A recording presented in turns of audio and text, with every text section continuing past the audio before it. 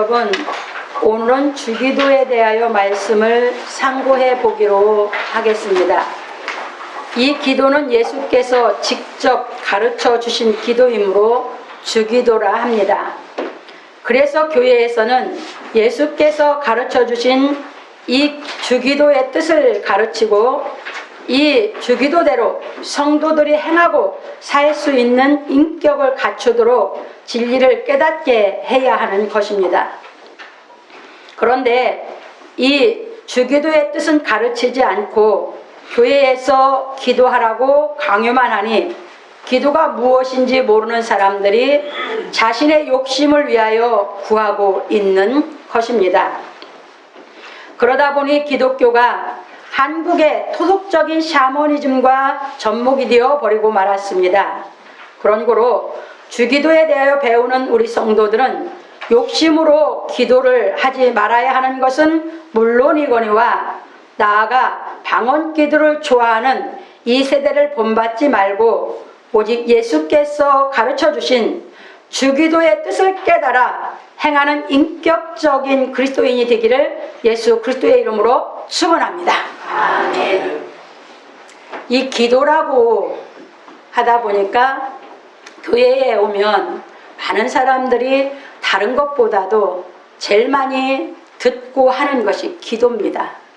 그러다 보니까 성경에서 말씀하고 있는 기도에 대해서 정확하게 깨닫지를 못하고 기도하다 보니까 옛날에 우리나라 토속적인 신앙, 샤머니즘, 사람들이 살아가면서 무엇을 하려고 할 때에 자기가 이것이 잘 될 것인지 안 될 것인지 또는 자기 욕심에 이것을 해야 되는지 말아야 되는지 이래서 옛날에 찾아갔던 것들이 이제 무당이죠. 그 무당들은 우리 한국의 토속적인 이제 신앙을 하는 사람들이 무당이에요. 그 사람들이 이제 주문을 외우면서 기도를 하고 그러고 나서 이제 그 사람에게 예언을 해줬던 것이죠. 이게 한국의 토속적인 샤머니즘 신앙입니다. 그러다 보니까 기독교에서 기도하라고 하니까 자기 마음에, 자기 생각에, 자기 욕심에서 나오는 기도를 열심히 합니다.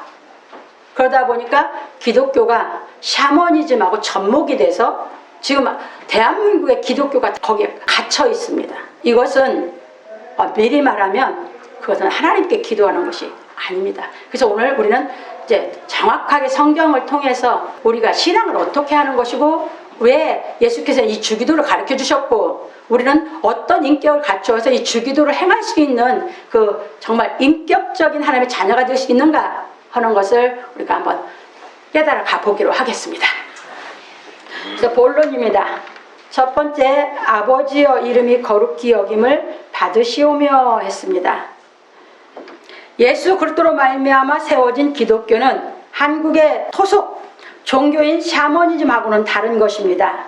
기독교는 예수께서 가르치신 진리를 배워 하나님의 뜻을 깨닫고 행하는 것입니다. 이게 기독교입니다. 그런데 성경을 깨닫지 못하고 기도를 하다 보니까 하나님하고 상관이 없어져 버렸어요. 그리고 인격이 온전해지지도 않고요. 그러다 보니까 하나님을 자기 욕심을 채워주시는 분으로 전락시키면서 그분을 믿는다고 생각하고 있어요. 이것이 잘못된 생각입니다. 넘어갑니다. 그러나 샤머니즘은 신령이나 악령 등의 초자연적인 존재와의 교류는 오로지 무당에 의한 주술과 기도로만 가능하다고 하는 신앙이나 행사를 말하는 것입니다. 이게 이제 샤머니즘이거든요. 이게 이제 기독교가 접목이 되어 있다 그 말입니다. 그러다 보니 샤머니즘의 사상이 기독교의 기도로 탈바꿈하여 행세하고 있는 것이 지금의 기독교의 현실입니다. 그러다 보니까 뭐 합니까? 이제 그렇게 기도를 하다 보면요, 이성 없는 사람으로 전락을 해버립니다. 이성의 지혜가 마비가 돼버리는 것이거든요. 이게 이제 무당같이 돼버리는 것이에요. 인격적인 사람이 되는 것이 아니라. 이게 기독교의 현실이 이렇게 돼버렸기 때문에 이게 우리가 왜 그러느냐, 복음을 안 가르쳐서 그럽니다. 그래서 우리는 그런 정말 무지한 신앙을 하지 말자, 그런 얘기입니다. 넘어갑니다. 그래서 예수의 이름으로 무조건 기도하라고 가르치고 있고, 기도하면 원하는 것이 이루어진다고 하고 있습니다. 이것은 냉정하게 말하면 하나님께 기도하는 것이 아닙니다. 예수께서는 이 땅에 오셔서 하나님의 뜻대로 행하는 진리를 가르쳐 주시고 하나님의 뜻을 이루는 기도를 가르쳐 주셨습니다.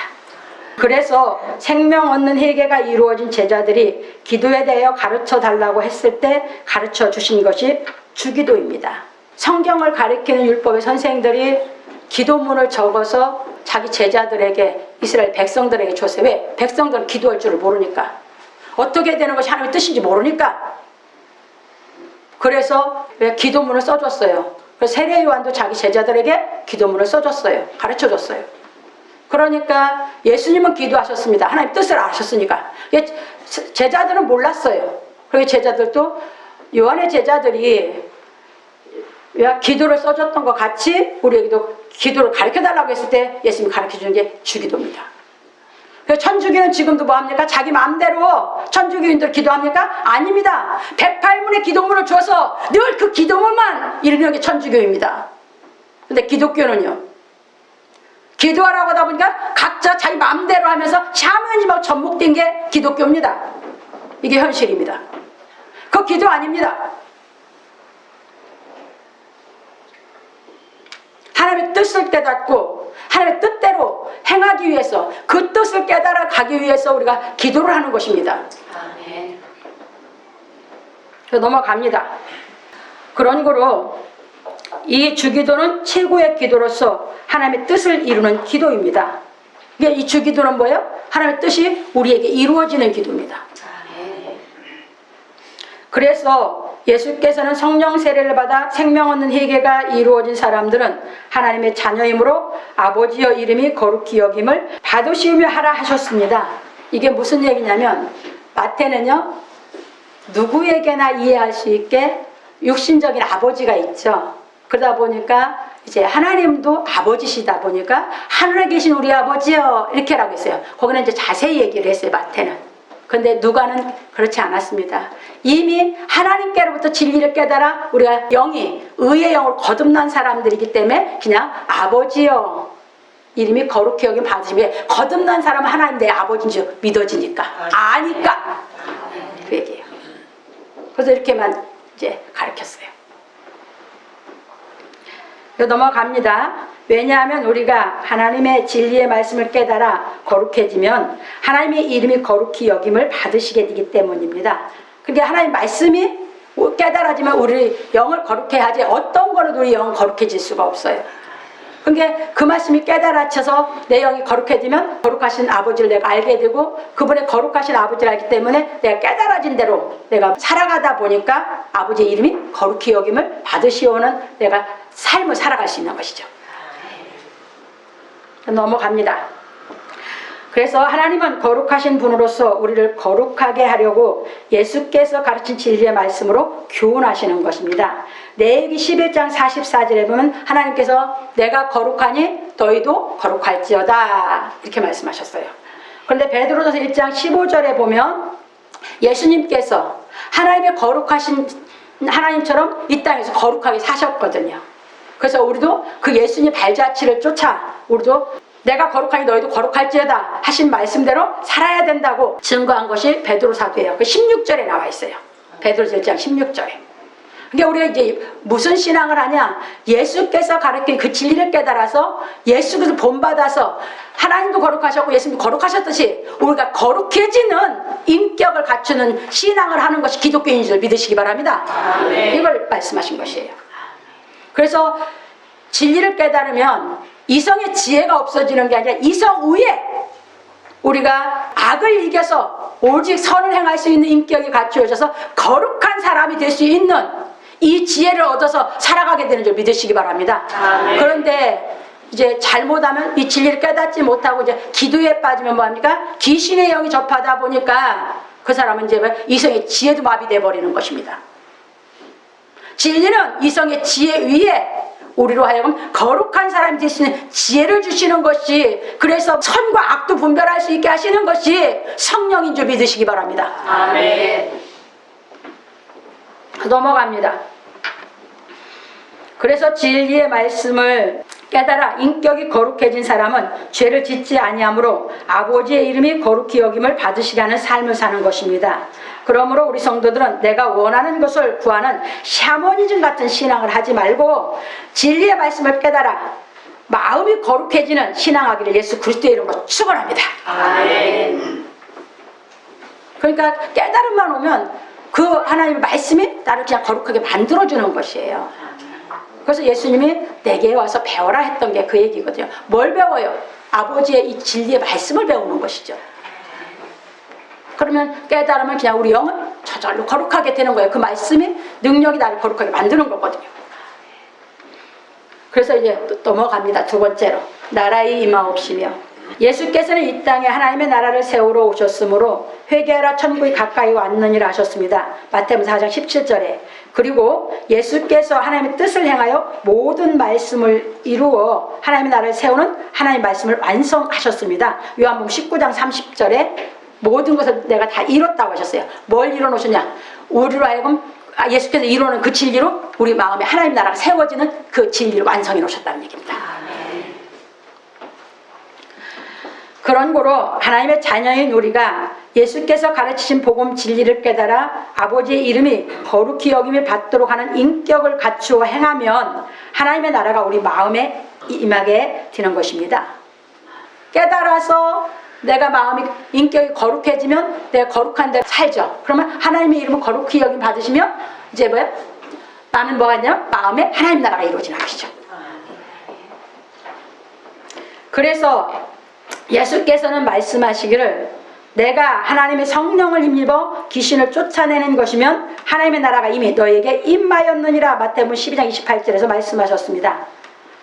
그런 거로 우리 마음에 있는 귀신을 쫓아내려면 진리이신 예수 그리스도께서 우리 마음에 오셔야 하는 것입니다. 예수님이 내가 했어요. 그럼 예수님이 내 안에 오셔야지만 예수님만이 귀신을 쫓아내죠. 누구도 못 쫓아내요. 그러니까 그 예수님이 우리 안에 오셔야 되니까 이제 진리의 성령으로 우리를 찾아오시는 것입니다. 그러니까 이 말씀이 진리이기 때문에 이 말씀 깨달아쳐야 예수께서 오신다 그 얘기입니다. 그래서 이제 보십시다. 그래서 지금은 우리가 예수께서 가르친 진리의 말씀을 깨달으면 예수께서 진리의 성령으로 임하시어 하나님의 뜻대로 살도록 인도해 주시고 우리 마음에 있는 귀신을 쫓아내므로 하나님의 나라를 세우시는 것입니다. 그분이 오셔서 세우시는 거예요. 내가 못 세워가요. 나는 죽었다 깨나도 할 수가 없어요. 그래서 그분이 이 말씀을 깨달으면 이 말씀과 함께 그분이 영으로 우리 안에 들어오셔서 내가 성령을 힘입어서 예수님이 오셔서 하나님 그 말씀대로 우리를 인도하시면 예수님이 우리 마음에서 육신의 생각에서 다 쫓아내서 하늘의 생각으로 더 크고 더 높은 생각으로 만들어서 모든 것을 우리가 갖추어서 이기고 살 수 있게 인격적인 사람을 만들어주시는 줄 믿으시기 바랍니다. 아멘. 그래서 넘어갑니다. 그러므로 우리 성도들은 하나님의 자녀답게 아버지의 뜻대로 행하여 아버지의 이름이 거룩히 여김을 받게 함으로 하나님의 나라가 마음에 임하기를 예수 그리스도의 이름으로 축원합니다. 아멘. 그러니까 이것을 이루려면 우리는 뭘 꼭 배워야 돼요? 예수께서 가르친 진리의 말씀을 꼭 깨달아줘야 돼요. 이것이 꼭 깨달아져야 그 진리의 말씀 깨달아져야 그 진리의 말씀이 내 영을 거룩하게 하고 내 영이 거룩해서 내 인격이 거룩해지면 내가 거룩하게 살면 아버지의 이름은 당연히 거룩히 여김 받으시게 하면서 깨달아지는 대로 내 마음에는 하나님 나라가 세워지는 줄 믿으시기 바랍니다. 아멘. 이게 우리가 성경을 꼭 배워야 하는 이제 말씀, 그 기도를 그래서 꼭 하라는 것입니다. 왜? 성경이 깨달아져야만 이것이 완성되니까 우리 안에. 그래서 성경을 깨닫기 위해서 우리는 기도하는 것입니다. 그래서 이제 세 번째로 넘어갑니다. 우리에게 날마다 일용할 양식을 주옵시고 생명 얻는 회개가 이루어져 진리의 말씀을 깨닫는 사람은 내일 일을 위하여 기도하는 것이 아니라 오늘 일을 위하여 기도하는 것입니다. 그래서 예수께서는 주기도에서 우리에게 날마다 일용할 양식을 구하는 기도를 하라고 하셨습니다. 우리는 인생을 날마다 살아가는 것이지 내일을 위하여 오늘 사는 것은 아닙니다. 생각을 냉정하게 한번 판단해 보세요. 여러분 내일 위해서 오늘 삽니까? 그러면 오늘이 항상 뭐예요? 여러분들이 오늘 항상 제대로 못 살아요. 맨날 내일 생각에 매여서.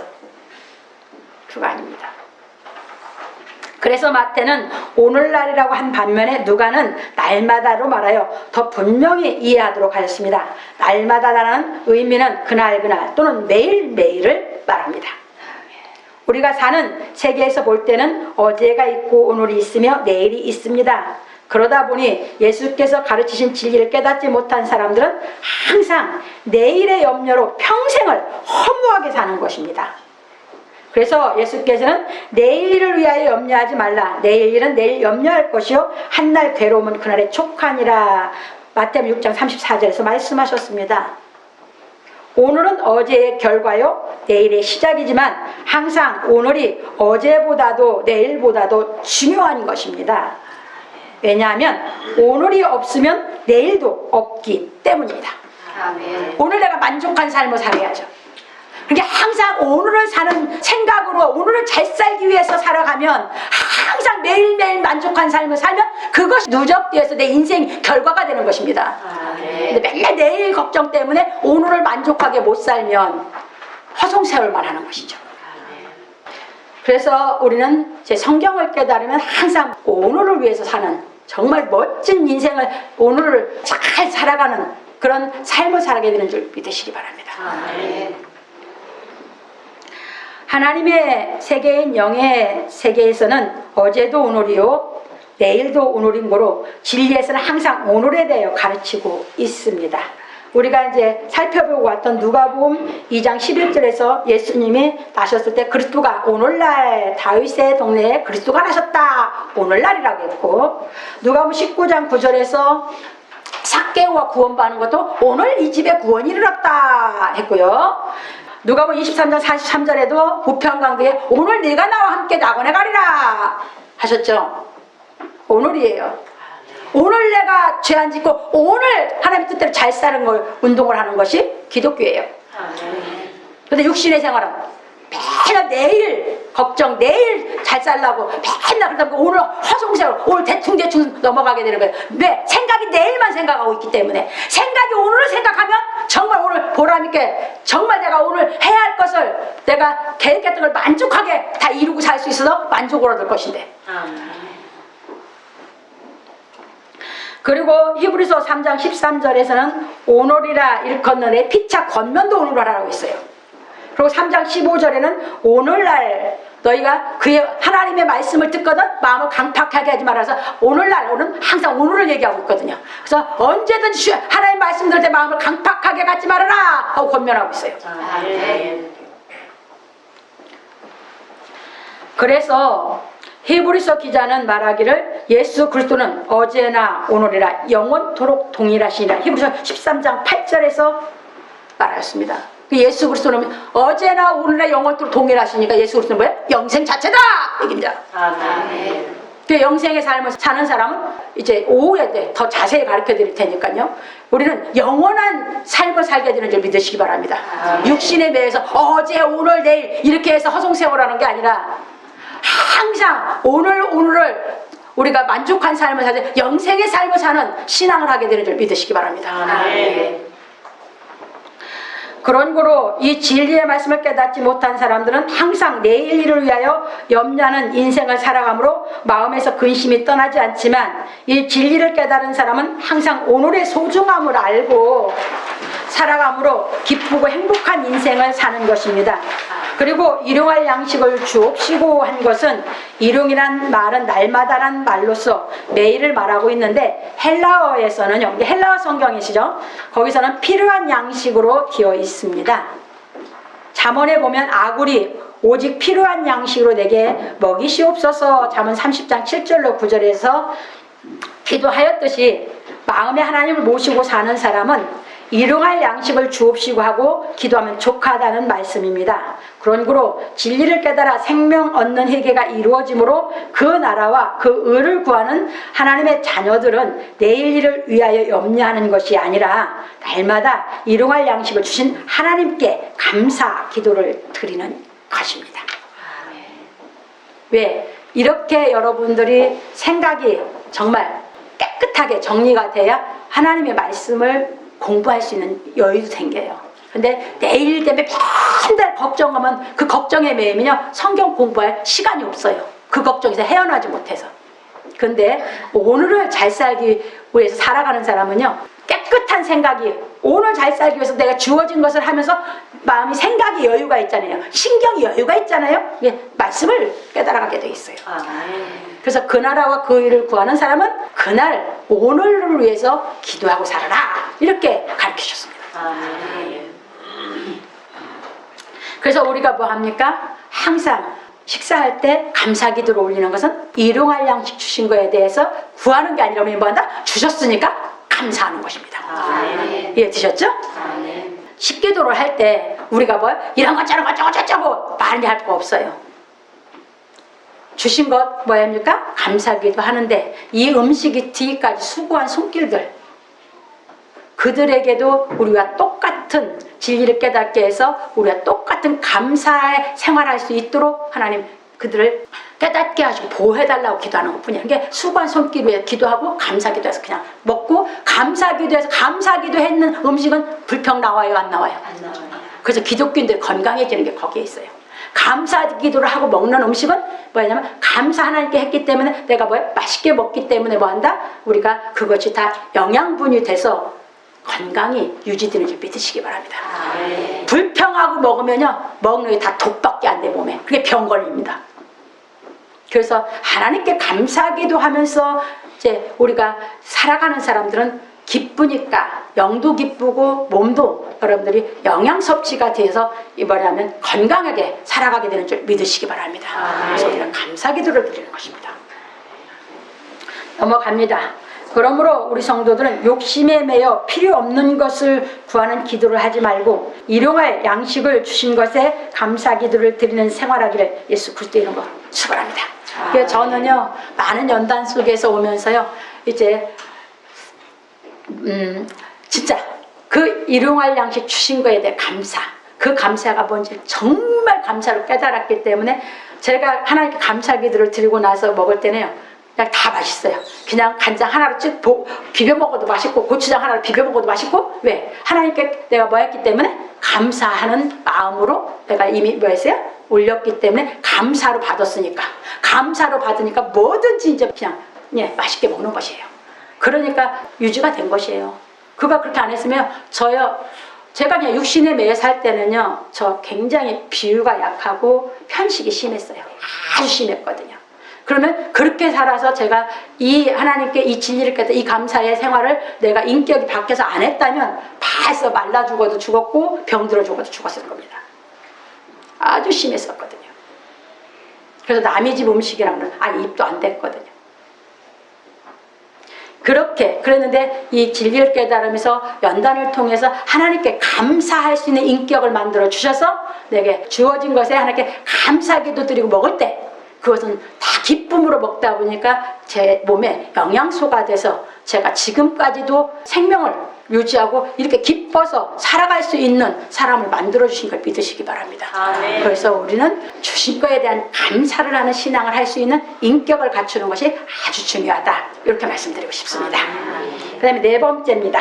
우리가 우리에게 죄 지은 모든 사람을 용서하오니 우리 죄도 사하여 주옵시고 했어요. 이제 하나님께서 예수 그리스도를 통하여 베푸신 사랑을 깨달아 구속의 은총을 받은 사람은 우리 죄를 용서해 주신 하나님의 사랑을 알고 믿는 것입니다. 요한일서 4장 16절에 말씀해 놓으셨습니다. 우리가 하나님을 알고 믿는입니다. 이게 생명 얻는 회개가 이루어진 사람 뭐예요? 하나님을 알고 믿기 시작하는 거죠.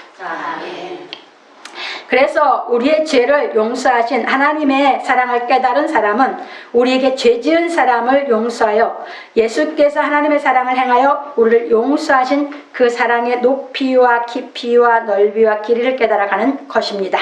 이제 여기서 조금 말씀드리죠.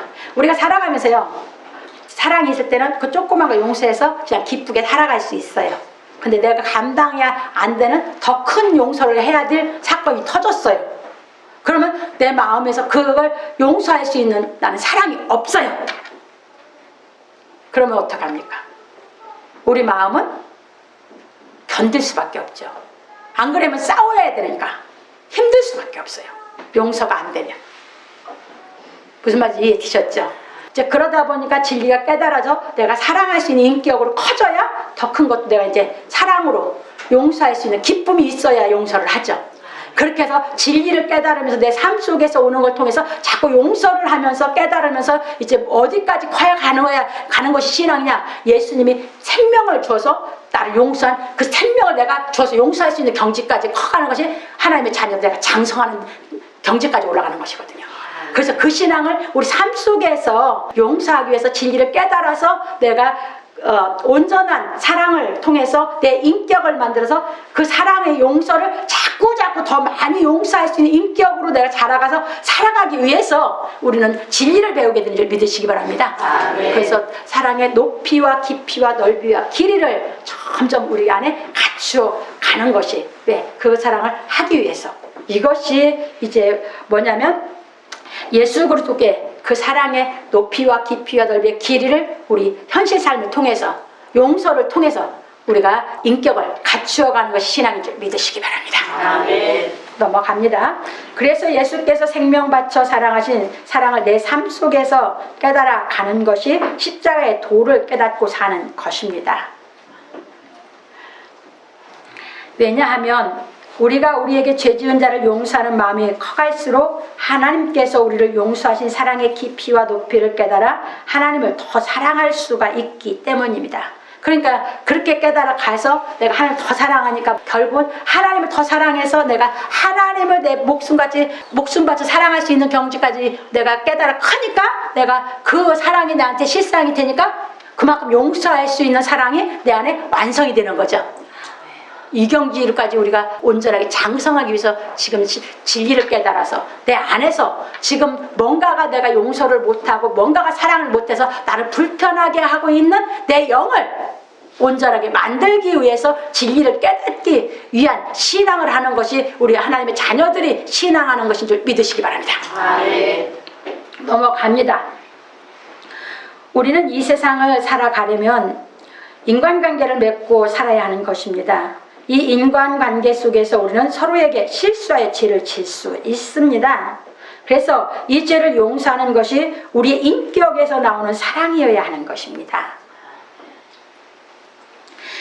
우리에게 죄 지은 자를 용서해 주지 않으면 우리에게 죄 지은 자는 무거운 죄의 짐을 지게 되고 우리는 원망과 불평이라는 감정의 괴로운 짐을 지게 되어 인간관계가 멀어지고 끊어지는 것입니다.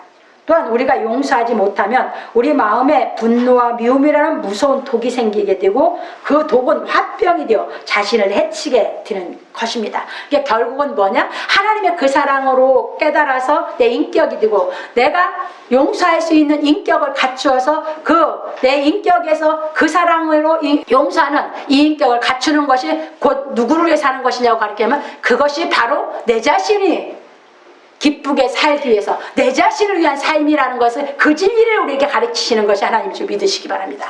그러니까 결국은 뭐예요? 우리는 사랑을 떠나 살 수가 없어요. 근데 육신의 사랑은 하면 할수록 관계가 멀어져요.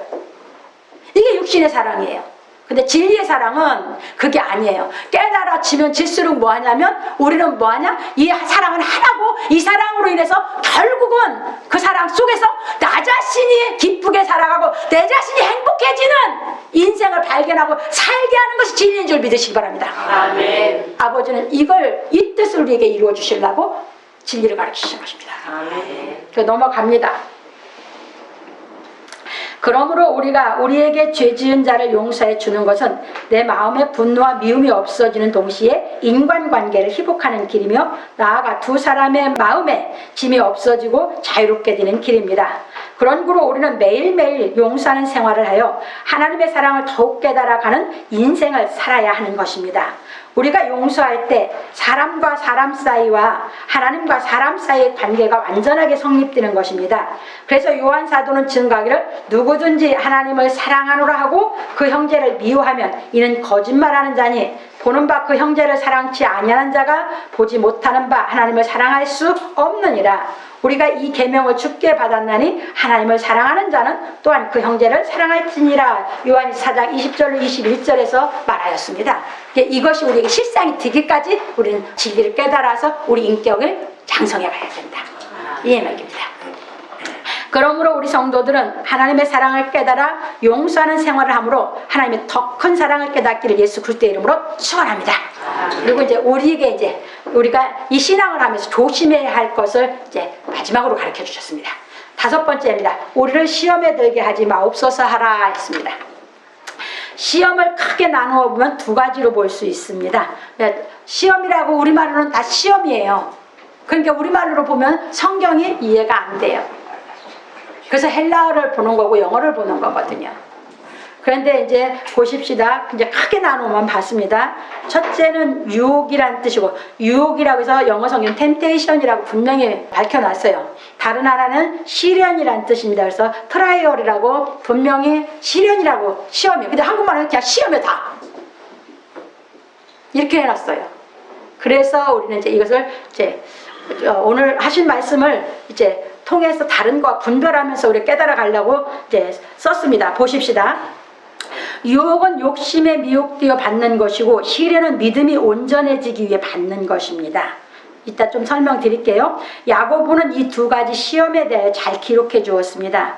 하나는 오직 각 사람이 시험을 받는 것은 자기 욕심에 끌려 미혹됨이니 욕심이 잉태한 즉 죄를 낳고 죄가 장성한 즉 사망을 낳느니라. 야고보서 1장 14절로 15절에 하여 시험은 유혹받는 것이라 하였고, 다른 하나는 내 형제들아 너희가 여러 가지 시험을 만나거든 온전히 기쁘게 여기라. 이는 너희 믿음의 시련이 인내를 만들어내는 줄 너희가 알미라. 인내를 온전히 이루라. 이는 너희로 온전하고 구비하여 조금도 부족함이 없게 하려 함이라. 야고보서 1장 2절로 4절에 하여 시험은 시련을 통하여 온전해지는 것이라고 했습니다. 이제 이거 좀 설명드릴게요. 이 시련의 시험은요, 보세요. 용서해 주라고 하셨잖아요. 근데 내가 용서해 줄 수 있는 사랑이 있을 때는 기쁘게 용서해 줄 수 있잖아요. 근데 내가 용서해 줄 수 있는 사랑이 없고 더 크게 일이 터졌어요. 그때는 내가 뭐예요? 용서가 안 되는 내 마음이 시련이잖아요. 용서가 안 되니까 내가 힘들고 고통스럽고 시련이잖아요. 이해되셨습니까? 그러니까 이제 진리에 하나님께 가서 그를 용서할 수 있는 그 큰 사랑을 더 내가 깨달아져야 뭐합니까? 용서할 수 있잖아요. 그러니까 시련이 왔는데 우리가 뭐 한다? 여기서 이제 오래 참는다겠죠? 인내한다겠죠? 그 인내는 언제까지 인내합니까? 그 하나님의 그 사랑으로 인해서 내 인격이, 내가 지금 힘들어진 시련통에 있는 내 영이 이 말씀을 통해서 그 큰 사랑이 더 깨달아서 사랑할 수 있는 인격이 될 때까지 참는 것이에요. 그럼 그 인격이 돼서 내가 그 사랑, 내가 사랑해서 용서할 수 있으면 그게 기쁨이 되는 줄 믿으시기 바랍니다. 그래서 시련이 너를 기쁘게 해서 온전케 한다는 것입니다. 그래서 인내를 하는 것은 뭐 하려고? 그 시련이 우리를 온전케 구비해서 기쁘게 해주기 때문에. 그래서 이게 시험입니다. 그래서 진리를 깨달아갈 때, 진리 깨달은 것이 약해서 내가 용서하지 못할 때 그것이 나에게는 시련입니다. 이해되셨습니까? 그래서 그때 진리의 말씀을 깨달아 하나님 더 큰 사랑을 깨달으면서 이제 내가 그 인격이 돼서 내가 기쁘게 용서할 수 있는 데 가면 그 사랑이 할 수 있는 능력이 나를 기쁘게 하고 용서할 수 있는 이런 인격적인 사람을 만들어주기 때문에 우리가 이 진리를 깨달아 내가 온전히 구비해 갈 때 오는 시련은 나를 뭐한다? 자꾸 내 인격을 온전한 인격으로 만들기 위해서 오는 것인 줄 믿으시기 바랍니다. 그래서 넘어갑니다. 그러므로 시험은 유혹을 받고 욕심이 끌려서 오는 시험과 진리의 말씀대로 행함으로 오는 시련이 있는 것입니다. 우리는 유혹을 받아 욕심에 끌리는 시험도 이겨야 하고 진리대로 행하여 오는 시련의 시험도 이겨야 하는 것입니다. 오늘 주기도에서 시험에 들게 하지 마옵시고란 바로 템테이션으로 되어 있습니다. 유혹이나 미혹의 욕심이 생겨 범죄하지 않도록 기도하라는 뜻입니다. 왜? 아담이 죽어버렸거든. 미혹받아서. 그러니까 우리도 아담처럼 죽지 않기 위해서 뭐하라? 기도하라고 했어요. 예수님처럼 본받아서 예수님처럼 우리 장성해서 영생길을 가야 되니까. 그래서 이 기도를 매일 하라는 거예요. 내 욕심이 오늘 내 욕심 때문에 미혹받아서 죄짓지 않게 하고, 또 또는 남 미혹하는 말에 넘어가서 죄 짓지 않게 하고. 이해되셨습니까? 그래서 매일 기도해서 진리를 깨달아 영생의 길을 가기 위해서 우리는 이 주기도가 내 안에 온전히 나한테 이게 이루어지기까지, 내가 장성하기까지 우리는 기도하라고 하신 줄 믿으시기 바랍니다. 그래서 넘어갑니다. 아담 하하가 뱀의 미혹에 욕심이 생겨 죄를 범한 것을 거울 삼아 진리를 깨달은 우리 성도들은 매일매일 마귀의 유혹이나 자신의 욕심에 미혹되지 않기 위하여 기도하여야 하는 것입니다. 그러므로 우리 성도들은 진리의 말씀을 깨달아 악은 모양이라도 버리라는 말씀의 경지에 이르기를 예수 그리스도의 이름으로 축원합니다. 진리를 자꾸 깨달아가면 이제 나중에 뭐예요? 악은 모양이라도 버리라고 해서 육신에 속한 그 악은, 내가 이제 악을 다 알게 되는 거죠. 악은 그냥 모양도 버리게 되거든요. 그럼 완전히 어디에 속하는 사람이 돼요? 선에 속한 사람이 되면 우리가 뭐 한다? 예수님이 거룩하셨듯이, 하나님이 거룩하셨듯이 우리를 거룩하게 만드신 그 경지로 우리가 올라가서 하나님의 형상이, 창세기 1장 26절 28절 우리를 하나님의 형상으로 만들었다고 하신 그 하나님의 형상으로 만든 경지에 들어가게 돼서 영생하게 되는 줄 믿으시기 바랍니다. 그래서 이 주기도는 바로 우리가 깨달아 우리 삶이 되는, 우리 인격이 돼서 우리 삶이 되는 기도이기 때문에 이게 하나님의 뜻을 이루는 기도인 줄 믿으시기 바랍니다. 결론으로 넘어갑니다. 오늘 우리는 주기도에 대해 배웠습니다. 이 주기도는 마태복음과 누가복음에 기록되어 있습니다. 마태복음 6장 9절로 13절, 누가복음 11장 1절로 4절 본문입니다. 마태사도는 주기도를 좀 더 자세하게 기록하고 있는 반면에 누가는 생명 없는 희계가 이루어진 하나님의 자녀들이 주기도대로 행하는 것에 대하여 기록하고 있습니다. 누가는 하나님 자녀가 돼서 신앙이 큰 사람들에게 행할 수 있는 주기도. 왜? 제가 그래서 그전에도 말씀드렸죠. 어려서부터 교회를 나갈 때 주기도는 어려서부터 외우게 가르치죠. 근데 뜻을 몰라요. 그냥 주기도를 하자면 외운 걸로 그냥 기도를 하죠. 그런데 이제 좀 더 가르치면 뭐 한다? 주기도의 뜻이 어떤 뜻인지 성경을 통해서 강론을 해주는 거죠. 그럼 이제 그 주기도를 뜻을 알고 기도할 때 그 뜻을 깊이 생각하면서 기도를 하는 거죠. 이제 더 하면 진리가 깨달아져서 내 인격이 돼서 주기도대로 사는 사람이 진짜 기도한 사람인 줄 믿으시기 바랍니다. 그래서 누가는 그 기도를 할 수 있는, 그 주기도를 살 수 있는 기도의 뜻으로 오늘 뭐였냐? 가르쳐 준 것입니다. 근데 마태는 그게 아니에요.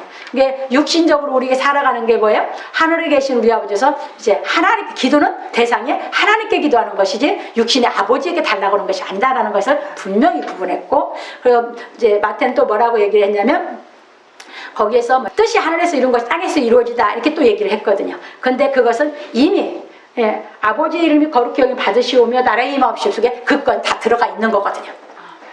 그래서 그것을 누가는 기록하지 않았어요. 근데 마태는 자세하게 기록을 해놨죠. 그래서 이렇게 보면서 이제 넘어갑니다. 그런 그룹 기도는 이방인과 같이 중언부언하거나, 마태복음 6장 7절에 예수님이 중언부언하지 말라고 했죠.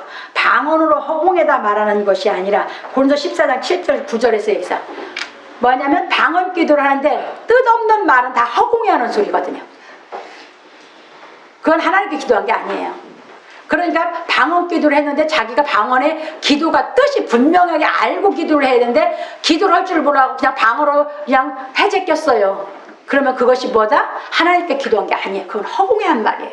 그래서 이것은 이제 다 우리가 끝까지 설교만 보고 나서 고린도서 14장에 가서 우리가 이제 제가 짚어드리고 이제 설교를 맞추려고 하니까 한번 넘어갑니다. 이제 하나님의 말씀을 깨달아 행하는 것을 말합니다. 기도는. 그래서 예수께서도 이 땅에 계실 때에 하나님의 말씀을 행하려고 겟세마네 동산에서 기도하신 것입니다. 다니엘서 9장 26절에서 27절, 마태복음 26장 39절로 46절입니다. 여기 조금만 설명드릴게요. 예수님은요, 하나님 뜻을 행하러 이 땅에 오셨고요, 그 뜻을 행하기 위해서 기도도 하셨습니다. 우리도 그래서 그렇게 기도하라는 것이거든요. 다니엘서 9장 26절 27절에 보면 예수님이 이 땅에 오셨을 때 예수님이 오시기 전에 69일회가 지나가요. 70일회로 정해놨는데 근데 한 일회가 남았어요. 한 일회는 7년이에요. 한 일회는 일주일이죠. 근데 성경은 일일을 1년으로 얘기하고 있어요. 그래서 뭐예요? 7년 동안 예수님이 공생에 사역하게 돼 있어요. 구약의 하나님이 다니엘 선지자를 통해서 예언해 놓은 걸 보면. 그런데 3년 반 사역을 하셨는데 예수님이 구속의 십자가를 질 때가 오신 거예요. 예수님이 이제 하나님의 뜻은 분명히 7년이라고 하셨는데 말씀을 왜 3년 반에 이게 내가 이걸 짊어질 이때가 온 거예요. 그러니까 겟세마네 동산에서 그 기도를 하신 거예요. 그래서 이 잔을 내게서 옮겨달라고. 왜? 예수님이 구약을 통해서 분명하게 아버지 말씀을 알고 있는 건 7년인데 3년 반이니까 3년 반이 남았잖아요.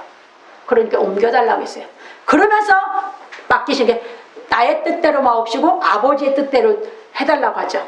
3번 기도했어요. 근데 아버지 뜻이 뭐였습니까? 십자가에 돌아가셔야 됐어요.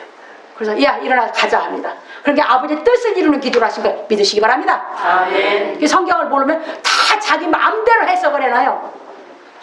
그래서 우리는 아버지의 말씀을 깨닫기 위해서 기도하는 그 뜻을 깨달으면 그 뜻대로 행하는 것이 우리의 신앙인 줄 믿으시기 바랍니다. 아멘. 이제 넘어갑니다. 그런 구로 하나님의 자녀가 된 우리 성도들은 바울 사도처럼 그리스도를 본받는 자가 되어야 하는 것입니다. 고린도 11장 1절에 보면 바울 사도가 그랬거든요. 내가 그리스도를 본받는 자 된 것 같이 너희는 나를 본받는 자 되라. 그래서 우리 성도들은 다 생명 없는 회개가 이루어졌으니까 바울이 그리스도를 본받는 신앙을 했던 것처럼 우리도 뭐 해야 돼? 예수님을 본받는 신앙을 해 가자 그 말입니다. 아멘. 넘어갑니다. 그러므로 우리 성도들은 하나님의 뜻을 깨닫고 행하기 위해 매일매일 주기도대로 행하여 하나님의 더 높고 깊은 사랑을 깨달아 참마음과 온전한 믿음으로 하나님께 나아가기를 예수 그리스도의 이름으로 축원합니다. 그래서 이제 아까 말씀드렸듯이 고린도서 14장 7절로 9절 갑니다. 성경 신약 280페이지 14장 7절로 9절에 봅니다. 지금 이 14장은요 예언과 방언을 비교하면서 가리키는 거예요. 예언은 이제 성경을 깨달아 하나님의 말씀을 가리키는 걸 예언이라고 했고, 방언은 이제 기도를 얘기하고 있는 거거든요. 그래서 거기에 대해서 이제 가리키고 있는데 7절부터 봅니다. 혹 저나 검은고와 같이 생명 없는 것이 소리를 낼 때에 그 음의 분별을 내지 아니하면 저 부는 것인지 검은고 타는 것인지 어찌 알게 되려 비유했습니다. 악기가 생명이 없죠. 악기는. 근데 그것이 뭐예요? 정확한 음으로 안 해주면 그게 뭔지 알 수가 없잖아요. 그 비유 들었습니다. 그러면서 하는 말씀이 만일 나팔이 분명치 못한 소리를 내면 누가 전쟁을 예비해요. 옛날에 나팔도 뭐예요? 전쟁에 대한 것을 나팔로서 다 신호가 했었기 때문에 비유했습니다. 그와 같이 이제 이 두 가지가 비유입니다. 이제 9절에 이와 같이 너희도 혀로서 알아듣기 쉬운 말을 하지 아니하면 그 말하는 것을 어찌하리요? 이는 허공에다 말하는 것이라. 그 방언 기도라 뜻없는 기도하는 것, 허공에 말하는 것이지 하나님 앞에 기도한 것이 아니라고 분명히 가르친 줄 깨달으시기 바랍니다. 그러니까 기도라는 것은 분명한 뜻이 있어서 아뢰는 것이고, 분명한 것을 깨달아서 내가 아버지의 뜻을 깨달아서 그 말씀이 내 인격이 되면 내가 행해서 아버지의 뜻대로 행해서 천국에 들어가는 줄 믿으시기 바랍니다. 그런데 지금 한국교회는 기도에 대해서 전혀 안 가르쳐 놨어요. 성경에서 가르친 기도를 갖고 정확하게 깨닫게 가르쳐야 되는데 그렇게 하지 않고 에레미야한테 기도하라는 갖다가 자기한테 붙여서 얘기하고, 엘리야에게 기도하라고 하나님 하셨던 것 갖다 자기한테 붙어서 얘기하고, 다 그냥 성경을 말을 갖다 자기한테 붙여서 자기한테 붙여가고 말을 하는 것이 기도라고 가르쳤어요. 그거 아니에요. 성경에서 말씀하신 것을 분명히 깨닫고 우리는 성경에서 말씀하신 뜻을 알고 기도를 하게 되는 줄 믿으시기 바랍니다. 그래서 우리는 예수께서 가르친 주기도 속에는 우리가 아버지 앞에 구할 것이 분명히 어떻게 구하라고 가르쳐 주셨고, 구하면 아버지께서 우리에게 이루어 주시면 우리는 그 인격이 돼서 우리 삶으로, 우리 인격이 삶으로 아버지 이름이 거룩하게 여김을 받으시게 하는 삶을 살게 된다고 하신 걸 믿으시기 바랍니다.